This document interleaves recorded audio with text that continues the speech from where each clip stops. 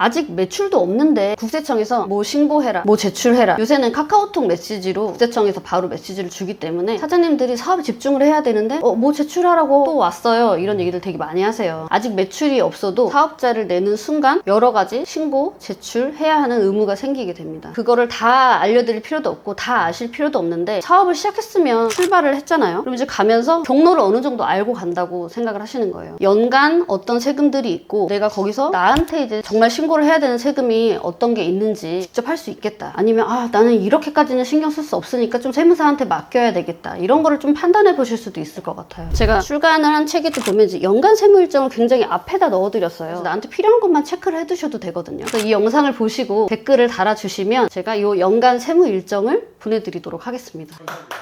사업자는 세금을 신고하고 내는 것과 그냥 고지받아서 내는 것, 그리고 세금은 내지 않지만 신고를 하는 것, 또 제출해야 하는 것, 이런 게 좀 다른데 이렇게만 들어도 좀 복잡하지 않으세요?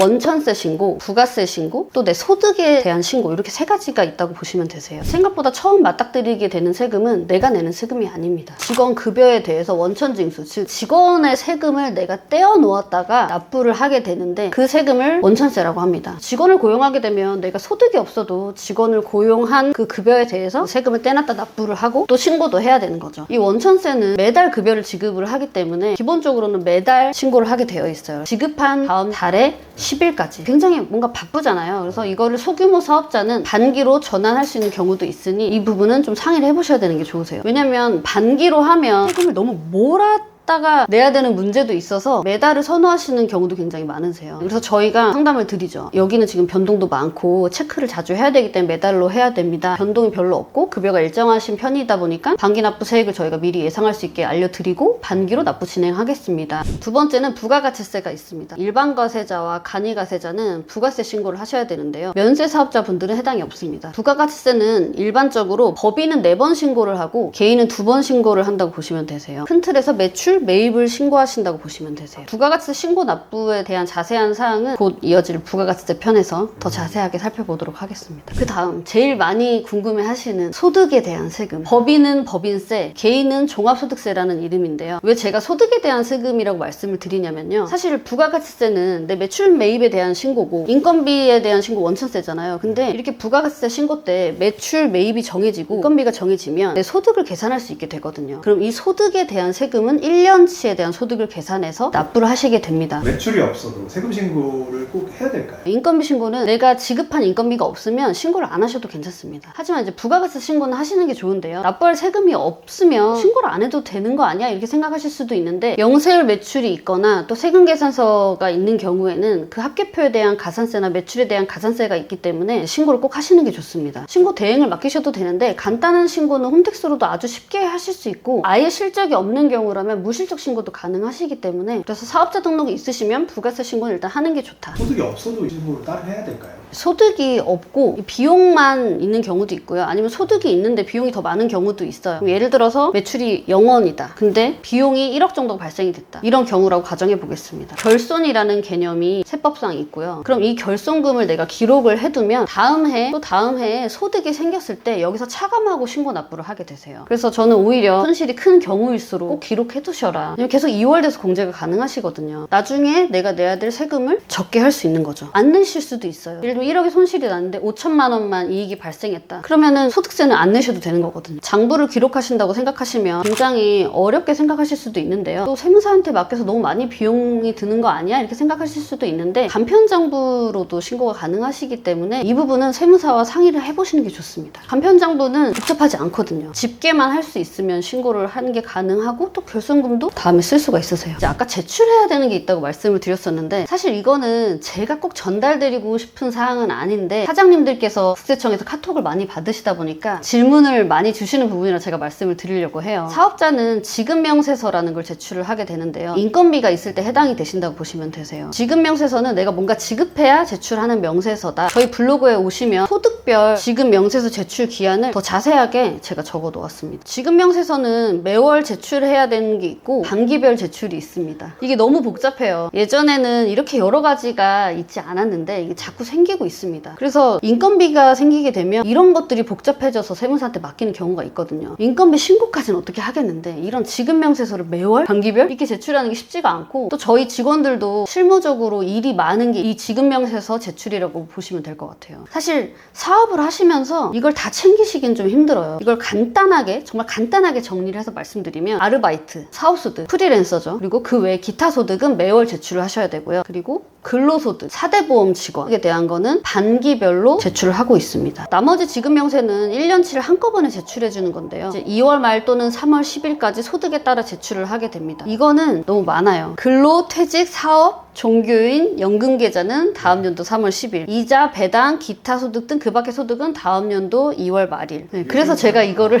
저는 전달드리고 싶지 않으나 이런 게 있다. 그래서 그냥 제가 아까 말씀드린 대로 아르바이트, 프리랜서, 기타 소득자는 지급한 달에 다음 달 말일 매월 제출을 해주시고, 4대 보험 직원만 있는 경우에는 반기별로 1년에 2번 제출을 한다. 이 정도 기억해 주시면 또 1년치 제출은 세무사 사무실에서 알아서 해주시기 때문에, 그래서 저는 이제 사업자분들이 너무 많은 걸 알기보다는 제출해야 되는 거는 맨날 이렇게 문자가 오는데 내가 인건비가 있을 때 제출을 하는 거구나. 또 부가세 신고는 내가 일반과세자나 간이과세자라면 신고 납부를 해야 되고, 또 1년치 총 소득에 대한 세금을 법인은 법인세, 개인은 종합소득세로 납부를 하게 된다. 이 정도만 아셔도 충분하실 것 같아서 이 부분을 설명드리고 싶었습니다.